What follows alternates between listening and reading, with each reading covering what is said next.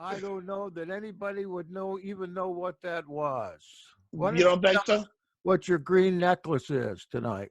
Do you want me to tell you what this green necklace is? Yeah. Oh, goodness. Well, of course, you had that. Wedding ring? No, yes, it's a wedding ring. I'm married. No, I'm not. No, that's my ecclesiastical ring. And of course, this is my clergy cords and bishop's cords. And then, of course, onto the bishop cord is a cross. You Um, you intend to get a whole collection of clerical garb. I don't intend to it. I've already done it. Are you thinking of going back into Christianity? I think that's what you told me yesterday. Well, I'm not think it is not a think. I'm not so much Christianity, but I'm looking to go back into the format of the um, Orthodox Christian Church. And the only reason is because that church, along with other older churches, has either a leg or a lung within their churches that are Torah observant. So they still observe the Sabbath, they still eat clean, they still observe the Moedim, and they still keep the Torah. Do you think that the fact that you'll have to represent yourself as an Orthodox Christian is going to cause you some grief? Yes, as a matter of fact, I expect it to cause me grief. I mean, come on.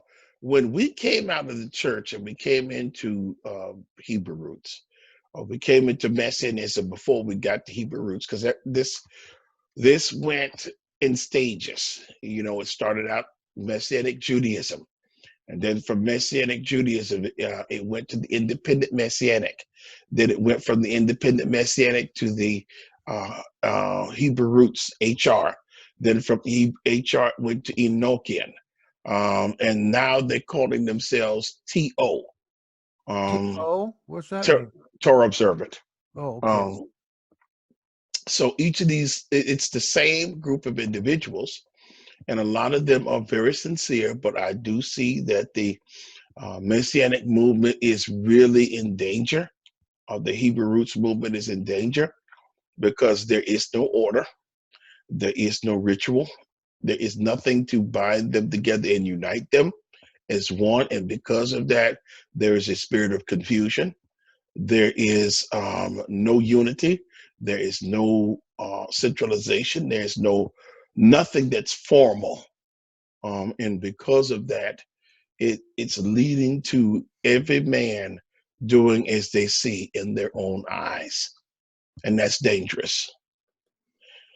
And so, What you're yes, looking for then is a kind of a stabilizing authority, but you're not in the Hebrew roots movement. well, all of this is the Hebrew roots movement. Believe it or not, whether we say Okay. it's all messianic, okay, and even if we are not saying, okay, we don't espouse the things of the Hebrew roots movement, but yes, you do, because it's the same exact structures as all of them are. All of them, if you go back and you peep at their structures, it's all the same thing. And We've tried to go to primitive structure, which is primarily the structure of the Orthodox Church, but every place we have gone with that kind of structure and that kind of polity, people criticize us, yes, they saying this criticize isn't it. biblical or But see, one thing I was doing last night in doing my homework is I'm studying up on the history of the church.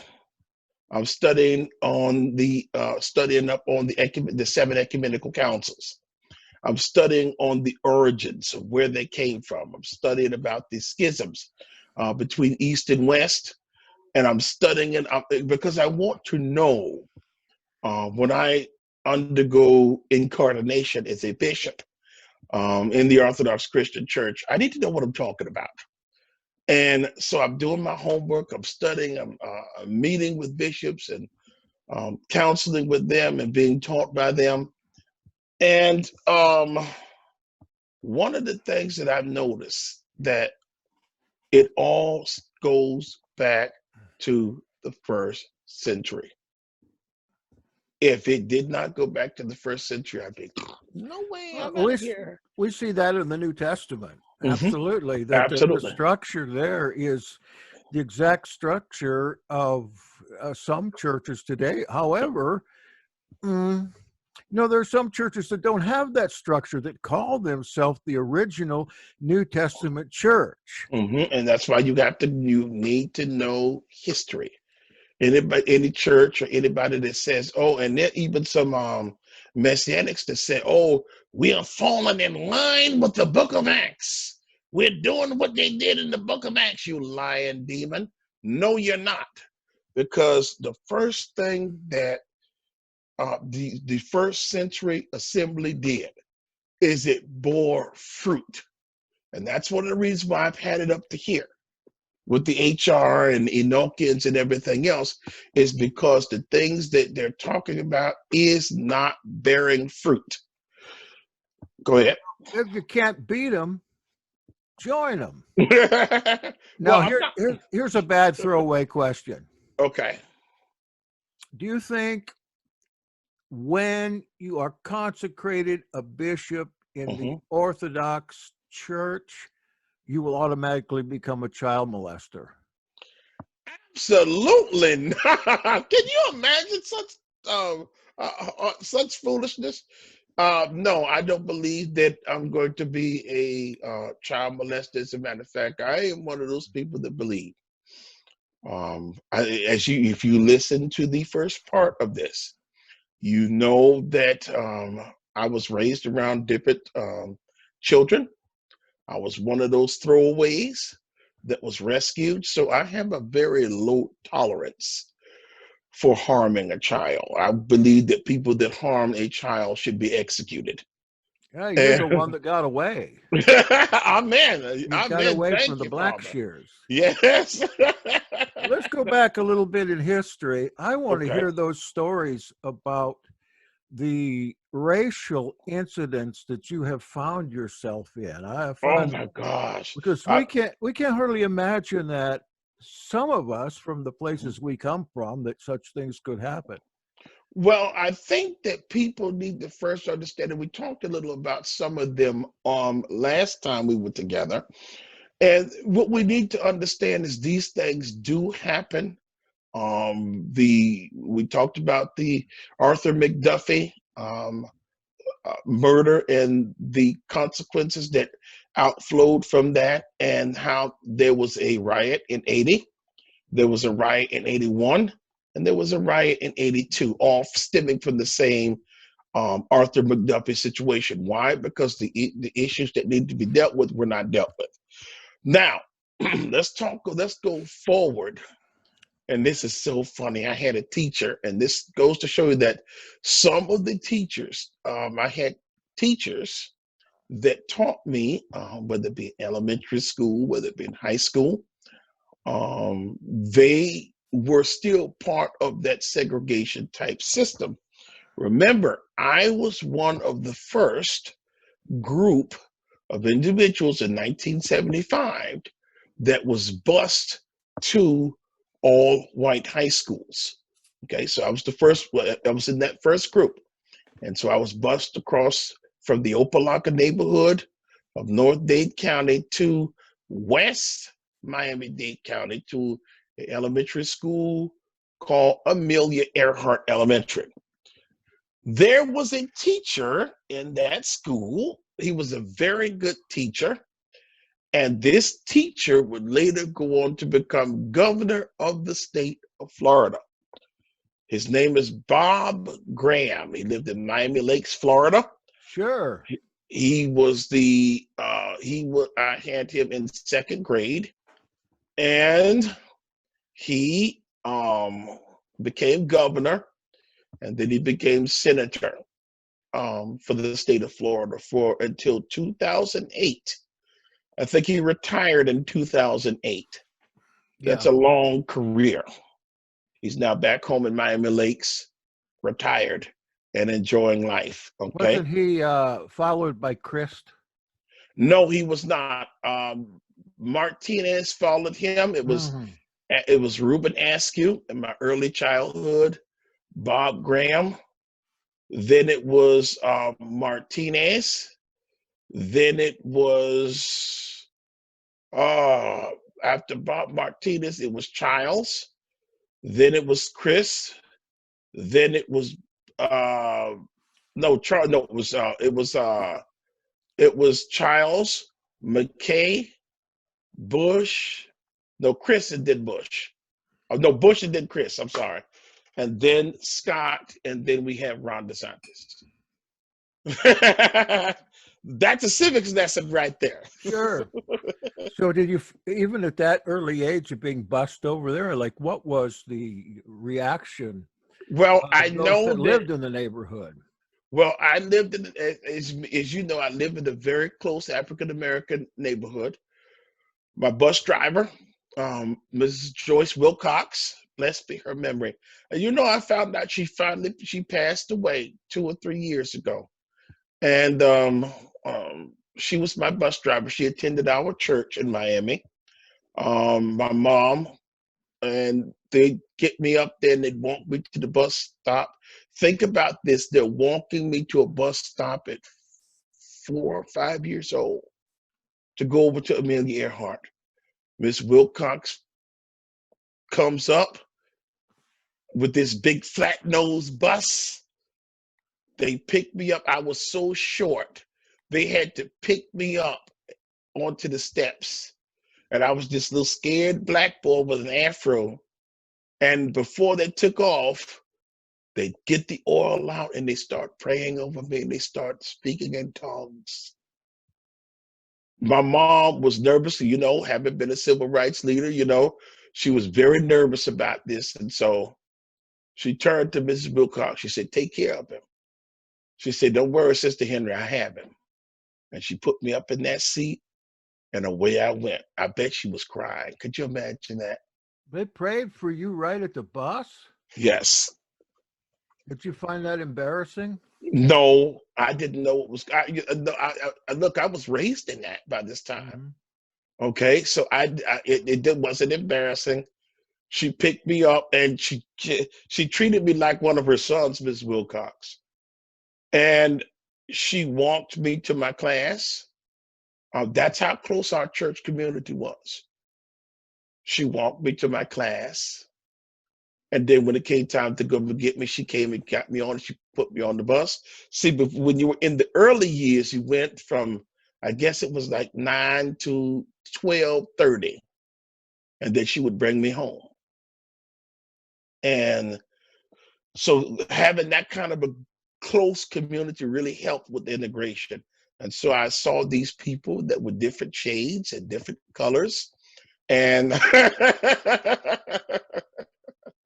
but you didn't know that there was an integration thing going on. All you knew is that my mother was not necessarily for busing. She fought busing, but they lost. You know what I'm saying? Yeah. They lost and they complied and they prayed and they hoped for the best. Every day I got on that bus, they prayed. That is extremely unusual. Well, they didn't really know. I mean, think about this. This is 1975. People like Mrs. Wilcox and people like my mom and people like my grandma, they just come out of a very rough civil rights movement. And people thought that it was over by 1975. It wasn't. Children were still being attacked in Boston, in Chicago. Okay? People were still being attacked in places like in other parts of Florida. So yes, she was afraid.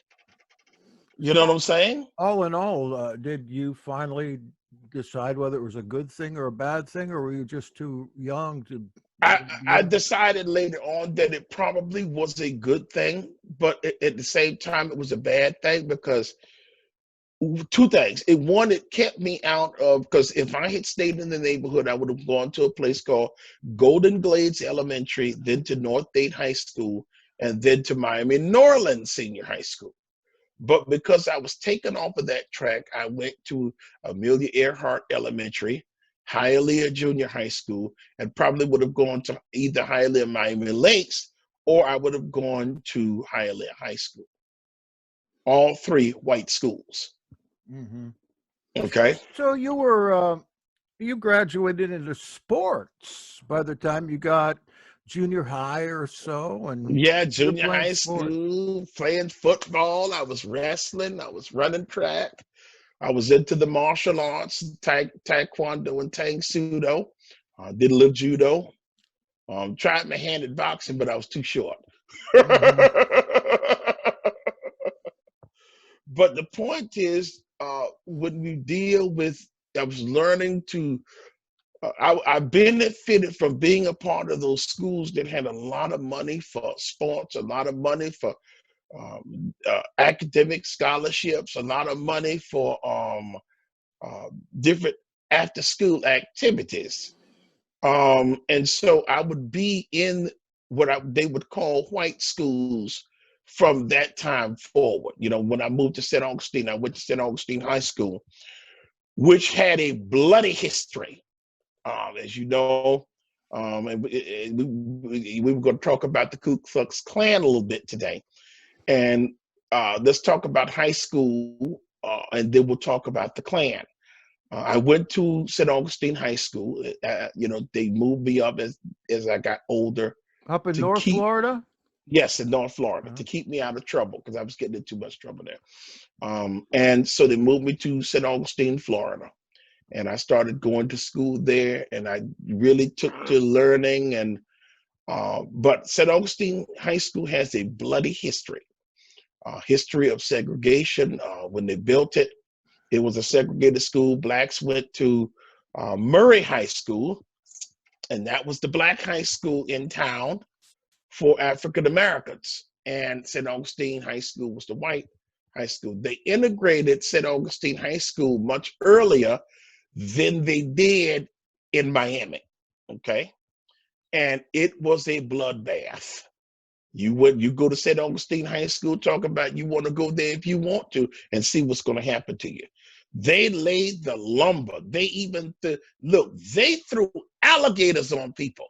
That's how serious they were. They threw snakes on people. Okay? Though, I mean, those people in St. Augustine, Dr. Martin Luther King called it the most lawless city that he had ever been in America. And that saying something, thinking about Selma and Birmingham and even Chicago, Cicero in Chicago. And to call St. Augustine the most lawless, that's bad. So I went to St. Augustine High School, and by that time, a lot of that stuff had healed, and blacks and whites went to school freely. Only time St. Augustine High School ever had issue was on 2 days. Actually, it's a day called Cracker Day and Martin Luther King Day, and the blacks and the whites would always have a good brawl, knockdown, drag out. I've seen it, participated in a few. And but past that, St. Augustine High School was very harmonious. Learning was good. The athletics was good. And the people of St. Augustine was good. Now, I told you, underneath all of this niceness, St. Augustine had a dark side, and they still have a dark side. There was a group called the Ancient City Gun Club. The Ancient City Gun Club was a code word. It was a club, but what it was a Clavering headquarters for the Ku Klux Klan of St. Augustine. The family's name that ran the Klan, Clavering, was the last name of Manussi. The patriarch of that family was named Halstead Hoss Manussi. How do we know that? Because we went to school with a lot of his children and grandchildren. Okay. And after I had lost my sight, and I, used to go to the clubs, I used to bar hop. Okay. And I wanted to do something different that night. And I went to this private club, and I said, okay, it's cool. It's out there on Masters Drive.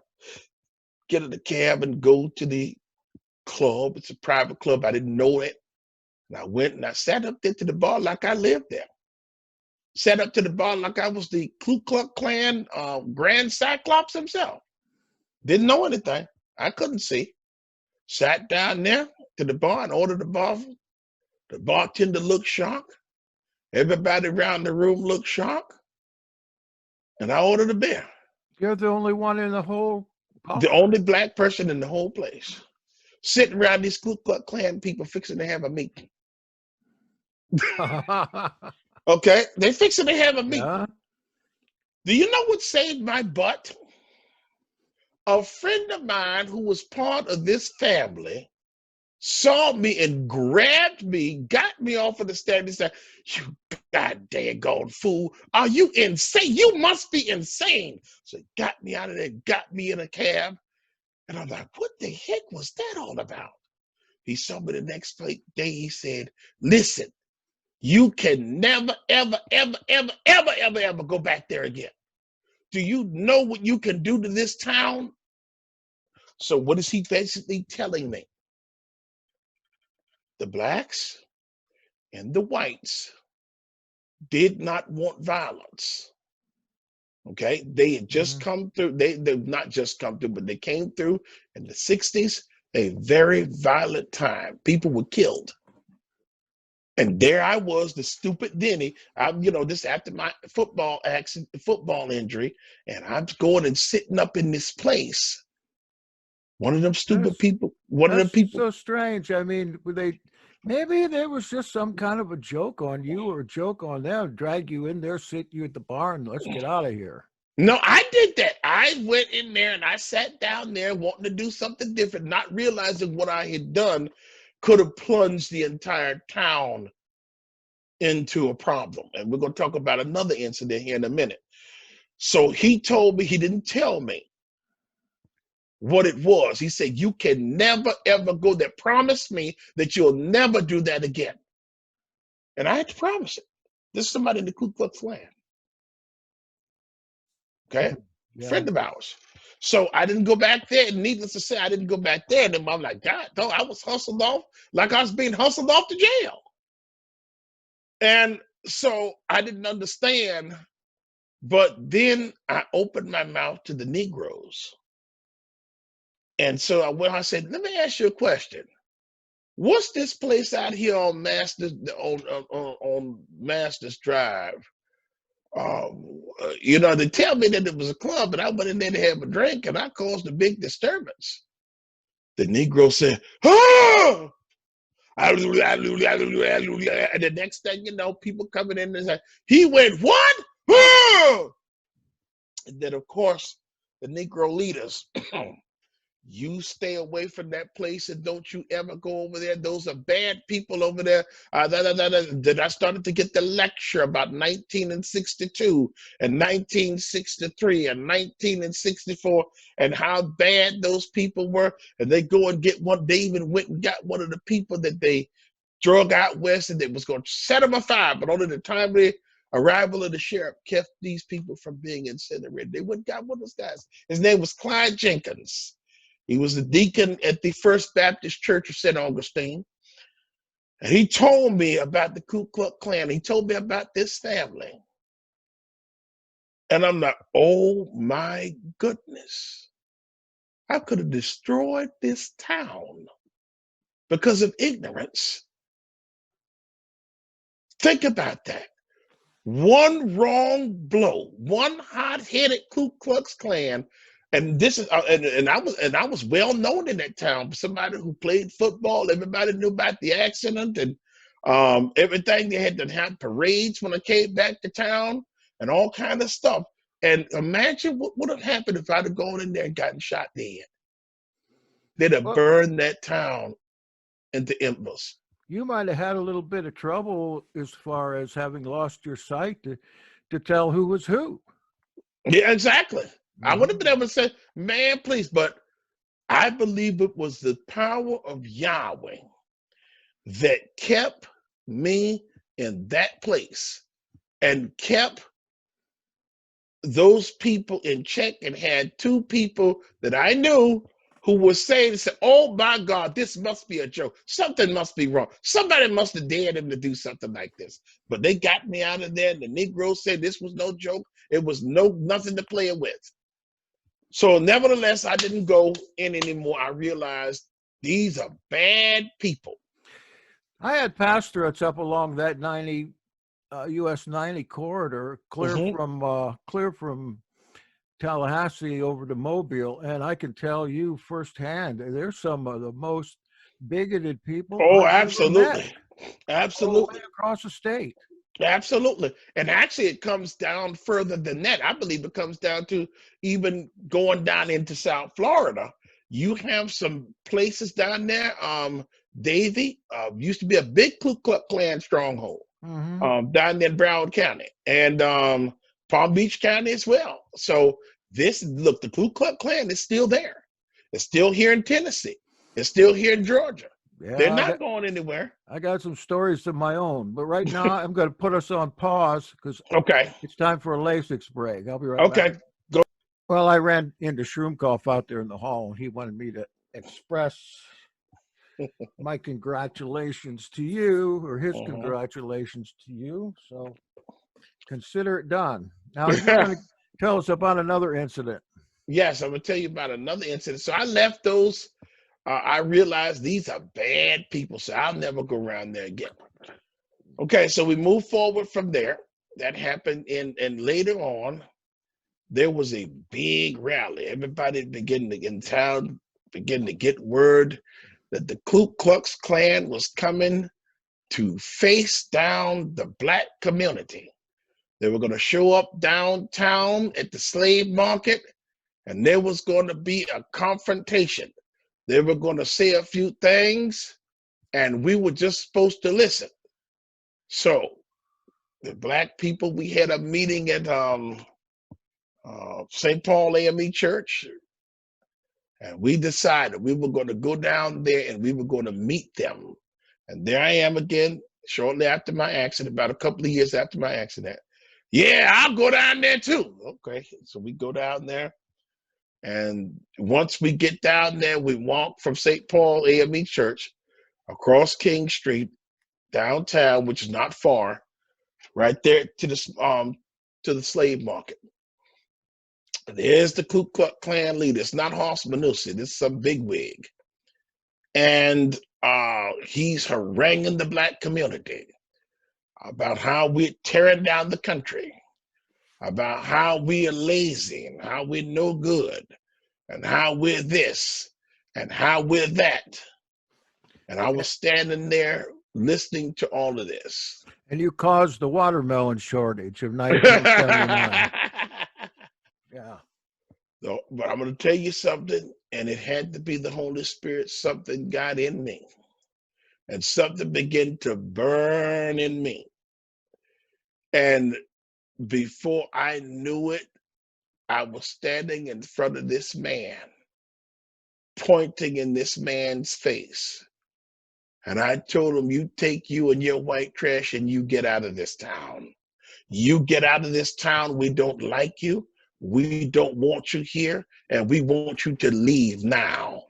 You don't have the right to First Amendment rights in this town. So he was an out of towner that they brought in as like Yes. an expert or something. Yeah, that's what I thought. Hmm. Yes, he was an out of towner. He was wearing green robes. And he was letting us have it. Well, wouldn't you know, this Klansman takes a swing at me. And he didn't get a chance to hit me because the Negroes grabbed me out of the way. The next thing I know, they were pulling these people out of their robes and hoods, and they beat them back through downtown. And it was a big brawl right there in St. Augustine. They had to get them out of town. Really? At the Oh, slave market? Yes, they're at the slave market downtown. It's right there on St. John Street. Is that like a national or a state recognized memorial or Yes, something to it is. slavery? Yes, it is. It's a memorial. When slaves were brought into St. Augustine, that's when they were brought. It's right on the Matanzas Bay. Well, I don't know whether that's a good thing or not, whether it ought to be kept there I as a think it should be. memorial or I think destroyed. it should. Yes, I think it should be kept there because the truth of the matter is, there were people that did not make it. They died. They're unknown. Oh, yeah. There are people that came. They were sold, and they paid their debt. They died, Yeah, it's and we need. horrible death on the way over. Yes, it was painful. And even once they got here, remember when they came under Spanish rule. That's So true. the Spanish were They very were brutal. nasty. They were very brutal. So I think that it should be there, and I think that a lot of the Confederate monuments should remain as well, because it's something that we need to remember. Right now, the Democratic Party is trying to remove these things, but you cannot change history. History is what it is. Learn from the monuments of history, good, bad, and indifferent, and try not to repeat it. But this man swung at me. They put a beating on them, and they haven't been back to St. Augustine since. Judge told them, as they put them out of town, they said, "You get out of this town and don't you come back. And if I hear anything about a sheet, your name mixed with a sheet, you better be going to bed with it." So ends the time of the Ku Klux Klan. They're there. Did you feel like the local authorities were kind of on their side? Because No. the time I got in with them, and I wasn't with them, but they Mhm. came against me one time, and I came to find out when they took off their sheets Mhm. that half of the pillars of the town were in there. Well, yes, that's true. That's true. We saw some people, and I mean, when I went into that lodge, that Clavering headquarters, I knew people in there. Mm-hmm. I knew people in there. I'm like, wait a minute, hold on. You know, of course, I didn't know anything about it in the Ku Klux Klan until the Negroes told me about it. But the Ku Klux Klan in some of those North Florida towns and Georgia towns, and they were very active. They're very prominent members of the community. And so it's one of those confrontations that I think needed to happen, because what it did is put normal blacks and whites on one side and the Klan on the other. Okay. And they tried several years later, maybe in the late 90s, to have this Back to Africa rally. And so you had the Ku Klux Klan along with Pan-Africanists trying to get people to go to Africa. That didn't work off so well because we chased the Negroes and the Ku Klux Klan out of town. What was the name of that guy with the train back in the 19th century that really had worked to get part of Liberia set for a black state there? Are you talking about Marcus Garvey? Yes, I am. Mm-hmm. Well, you notice they took care of him. Yeah, I know they did. Do you think that he did what they said he did? No.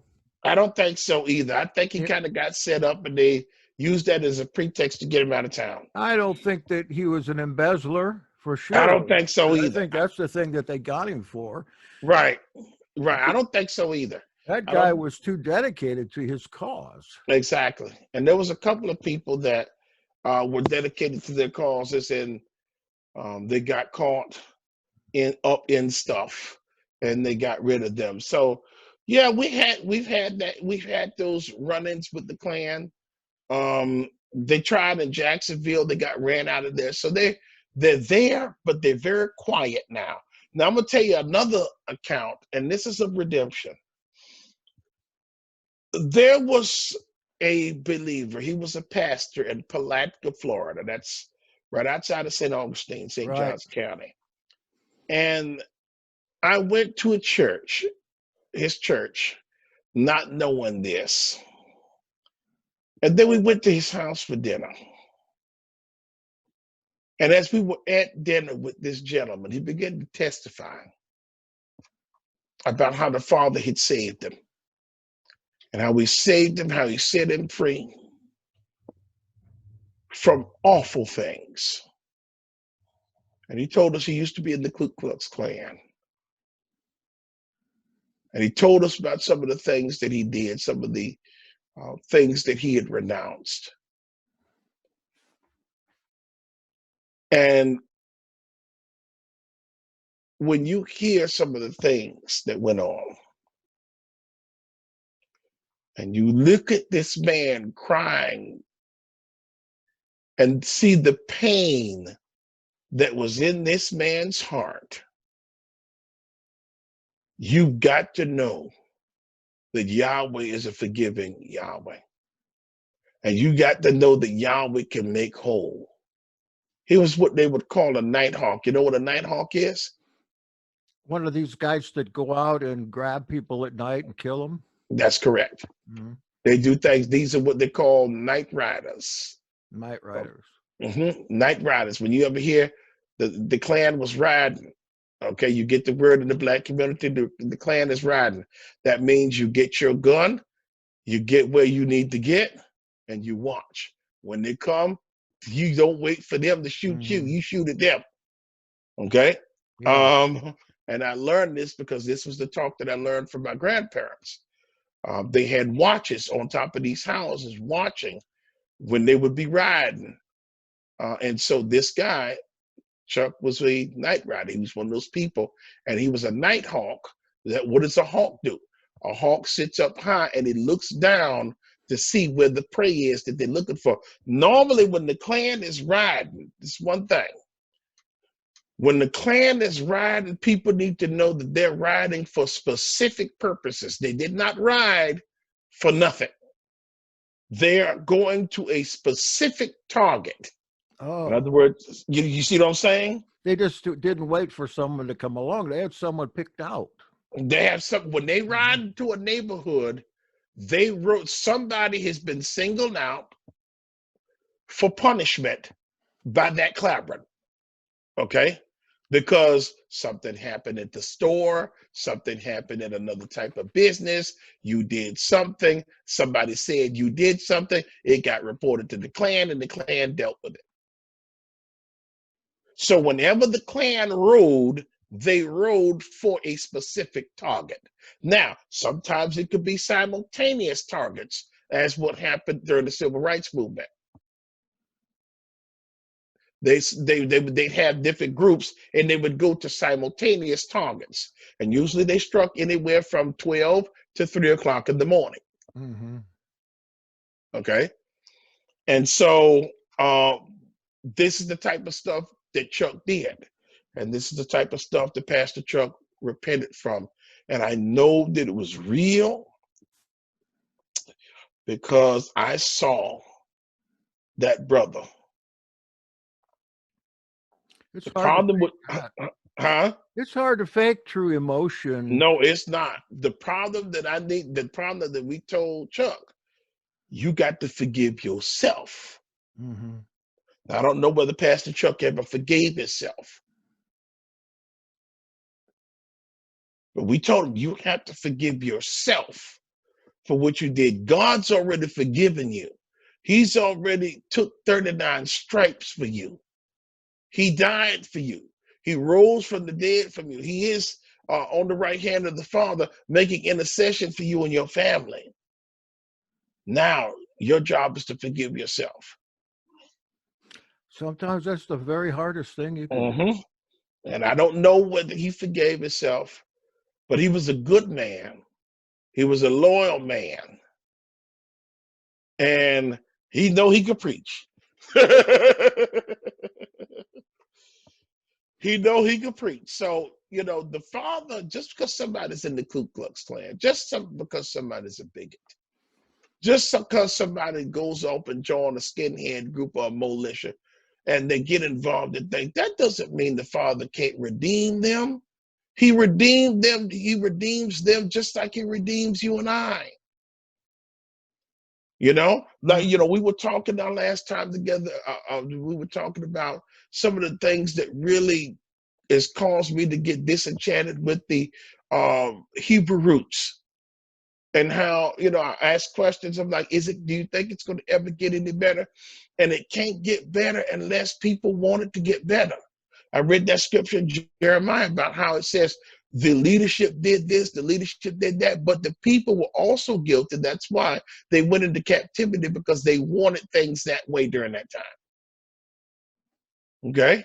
Mm-hmm. And so we talked about the Hebrew roots, and we talked about how even now things could turn around for the Hebrew roots. But they are too comfortable listening to teachers on the internet. They're too comfortable not being shepherded. Nobody wants to be shepherded. Nobody wants to be taught. Nobody wants to be poured into. Everybody's a leaky vessel. There's a serious spirit of confusion on their lives. Now, not everybody is like that, but most of the Hebrew roots people that I've run into, don't tell me anything. I'll figure this out. Just give me the information. I don't want no guidance. I don't need no guidance. The only guidance I need is Yahshua. But that's not the system that Yahshua set up. And so you end up out there on your own, making your own laws, your own rules. Oh, yeah. And so you end up in a bad place. That's why there are no two groups or individuals that are observing the same things. Exactly. And that's so problematic, because that's not what Yeshua did. Mm-hmm. No unity. That's not what Yeshua did. Yeshua created, he called 12, and one of them was a devil. And when one of them fell, that person that was called into his place, Matthias, which I believe, like you, that was Joseph of Arimathea. And the ministry continued on. Those 12 taught others. They put others in place. And the ministry perpetuated from there. If the way things are going right now with the HR, with the Enochians, we don't set up things for longevity. There is no centralization. No, let's say if we have a dispute, there's nobody that you can go to.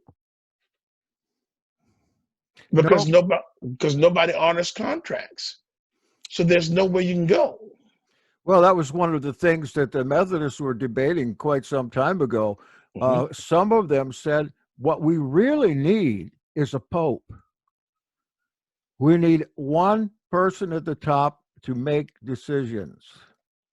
I don't know if I like that. Well, I don't like that so much, but all I'm saying is the disunity of some of these groups was so vast that they're all under the same banner that, well, it's like what you have now. You've got an autocrat as the president right now, and pretty much what he says goes.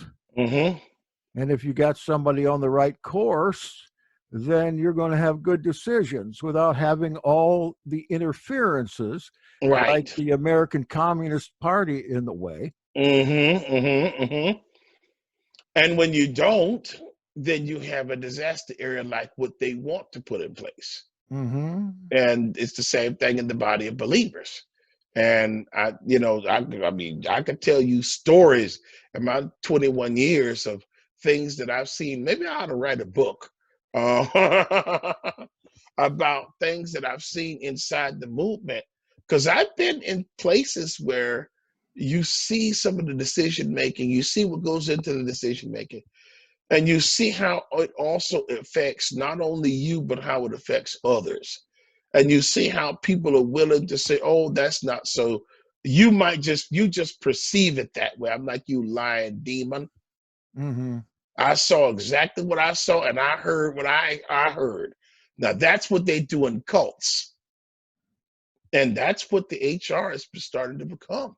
And I fear that some of our no-kin groups are starting to be head in that same direction, because they're all coming from the same cloth, HR. It makes you feel like, especially if you don't have a lot of fellowship, makes you feel like our belief is really a Lone Ranger kind of thing. You just got to get along however you can by yourself. There are just so few groups and so few qualified leaders of those groups. Exactly. And that's what they did. They say, well, Nobody's qualified. I'm the only one qualified. Yeah, yeah. I'm the only one that knows what I'm talking about. I'm the only one that's walking this truth out. That's not true. That flies in the face of Yahweh's word. It said in the book of Acts that when they had that discussion on Acts chapter 2, it says they were pricked to the heart. And then a certain number was added to the body that day. And there were people that were added to the body daily thereafter. So if Yahweh was adding to his body, how do we get to a point where you have every fellowship?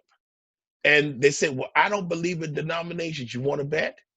Every fellowship is a denomination. Every small group is a denomination. Even the non-denominationals are denominations. You know why? Because they have put a label on their group. When you say that you are not a denomination, you have become a denomination. And that's what's happened with these groups here. They've become a denomination. They may not be in unity, so they don't like what I say or what you say. What they do is they go and they form another little house group. Hello, you just created another denomination. We have found that to be true over and over and over again. Small things Yes, separate people from coming together, and exactly. there is no compromise. There's no compromise. There's no love. There's no understanding. If you don't believe, and these are certain things that I think that the Messianics need to start discarding: the calendar, the name. Mm-hmm. They need to get rid of those things, because those are things. The calendar is the most divisive thing that I have said, and the most destructive thing, because what it did is it destroyed every act of unification. Anytime people start talking about coming together, the calendar comes up. What are your beliefs on the calendar? Well, I don't use this version of the Enochian calendar. I use this version of the Yeah, Enochian calendar. I believe that exactly. the start time is this. I believe in sunrise, start a day. I believe in there to be this many books in the Bible. I don't believe that. I believe that we need to throw out the New Testament of the Bible. I believe in eating. I believe in eating meat. Well, I don't believe in eating meat. These are things that are destructive, Yes, they are. and they wear out the saints. And they are in the process of wearing out the saints. Amen. And there's a lot of people that are leaving. And like I said, they're looking to these older churches that have this lung or leg of Torah observant believers that are activated, and they're going there. I think that that's a really good thing. I think I so mean, too. even the Catholic Church has that. Hmm. It's hard for me to fathom why anybody that's Torah centric would want to stay in the Catholic Church. However, there are a lot of people that are Torah centric that are in there and Hmm. have established their own little, well, as you say, a lung or an organ. Hmm.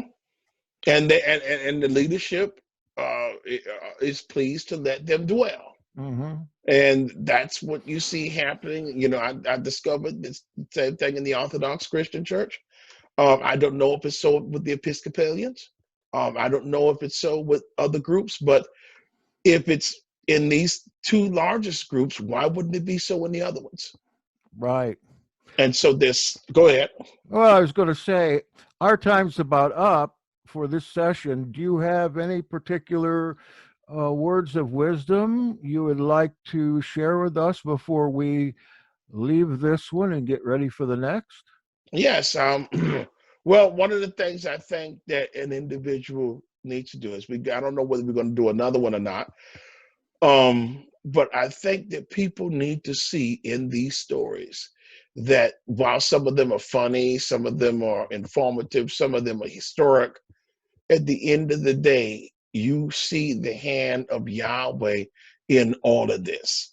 Mm-hmm. Yahweh uses stories, he uses accounts, good and bad, to show his plan of salvation and redemption. And if you are somebody that is not a believer, and this is something that I found in the Hebraic roots too, Jack. There's a lot of people in this movement, in the Messianic movement, they're not believers because they have not made a profession of faith. They've not taken themselves or put themselves in a position where they can be discipled, where they can be brought through the highs and the lows, and as a result, they're dying on the vine. And so, Yes. get yourself to a congregation where you can be ministered to. As I told you before, the Yahad here is still going to be called the Yahad of East Tennessee. And we offer two services. We're going to be offering two services. We have a Shabbat service, starts at 4 p.m. here. If you are local in the Tennessee area, please give me a call, 423-790-1651, and we'll get you set up. We're also going to, if you are looking for an Orthodox Christian experience, we're going to be having services on the Lord's Day, and that'll be at 11 a.m. And then we will start doing those divine liturgy and services so that you can have something that will unify you in the faith of the first century congregation. So we'll be doing that also. If you want to be a part of this vision, give me a call. And if you want to donate, because I'm going to be doing some traveling in 2021, and I'm looking for people to help sponsor me. I'm going to be going to Ohio. I'm going to be going to Kentucky. I'm going to be going to Pennsylvania. I'll be going to New York. Stay away from St. Augustine.